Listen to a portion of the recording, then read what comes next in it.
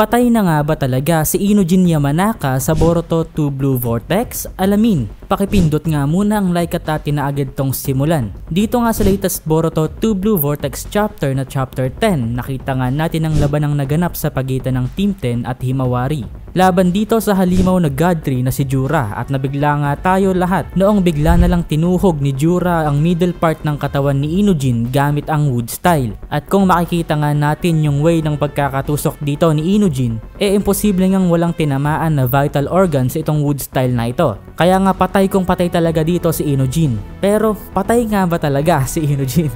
Interesting yung magiging sagot dito guys. Para nga malaman natin kung mamamatay talaga dito si Inujin, alamin nga muna natin kung ano yung pwedeng tumatakbo sa utak ng Boruto writers kung bakit nila ito ginawa. So bakit nga ba essential o kailangan na magkaroon ng pagkamatay o similar na pangyayari? Ano yung purpose nito? So dito nga sa chapter 10 ay nakita nga natin yung struggle dito ni Himawari dahil kahit subukan nga niyang mag-tap in o gamitin yung kapangyarihan ng Nine Tails na si Kurama, hindi nga ito nag-activate at hindi nga niya alam kung paano ito iti-trigger. Kaya nga naisip dito ng Boruto writers na kailangan nga na magkaroon dito ng trigger para ma-unleash yung tunay na lakas ng bagong Himawari. Parang ito guys yung nangyari noon sa Pain arc sa Naruto Shippuden noong sinaktan nga ni Pain si Hinata. At ito nga yung naging trigger para tuluyang mag-rampage si Naruto at ma-unlock yung later stages ng kanyang Jinchuriki form. Pero ang nasa isip nga dito ng writers ay hindi sapat yung masasaktan lang, mas maganda nga kung mas dramatic at mas intense, kaya kailangan nga may mamatay. At dito nga ay ginulat tayo ni Kishimoto at binigyan tayo ng donut scene. Pero ito na nga yung tunay na sagot sa kung mamamatay nga ba talaga si Inujin. Well, hindi nga tayo nabigyan ng confirmation dito sa sitwasyon ni Inujin after niyang matuhog dito ni Jura. Marami nga ang nagsasabi online na pwedeng itong Inujin nga dito ay tanging ink clone lamang, tulad ng ginagamit noon ni Sai. Marami rin ang nagsasabi na totoong mamamatay nga dito si Inujin. Pero ang sagot ko nga dyan na malupit hindi mamamatay guys itong si Inujin. So bakit ko nasabi? Dahil nga kung makikita nga natin yung setup sobrang biglaan nga kung mamamatay itong si Inujin. Sobrang imposible nga na bigla na lang papatayin ni Kishimoto itong si Inujin na isang ang karakter na nag-exist na from day 1 ng Boruto. Nang ganun-ganun na lamang. Ni wala man lang foreshadowings at di man lang nabigyan ng malupit na character arc at character development.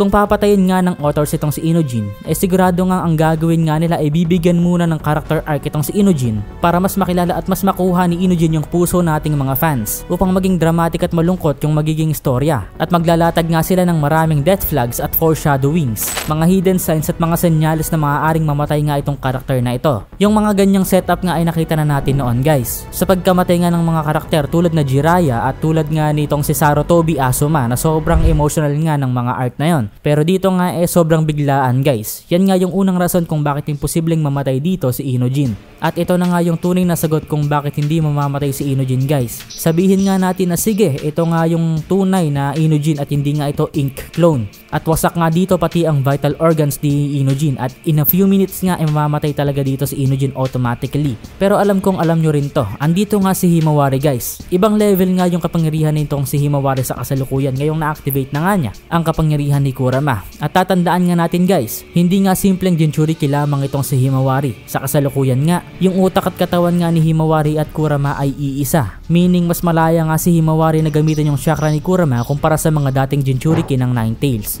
At dahil itong si Himawari nga ay naturally kind-hearted at gusto ngang protektahan ng mga kaibigan at mahal niya sa buhay, ay sigurado ngang matapos niyang matalo or at least maparetreat itong si Jura sa magiging labanan nga nila sa susunod na chapter, ay sigurado nga una nga niyang gagawin kaagad ay lapitan itong si Inujin. At gagawin nga dito lahat ni Himawari yung makakaya niya para gamitin niya ang chakra ni Kurama at maaaring ilalagay nga niya ang chakra na ito kay Inujin upang magkaroon nga dito ng rapid regeneration sa naging butas ng katawan ni Inujin. Hindi nga magiging mahirap ito para kay Himawari ngayong nasa kanya nga ang buong kapangyarihan ng Nine-Tailed Beast. At ito nga siguro talaga yung mangyayari sa mga susunod na chapters. Hindi nga nila talaga papatayin si Inujin guys. Kailangan lang talaga na maging trigger si Inujin para ma-unleash ni Himawari yung tunay niyang potential.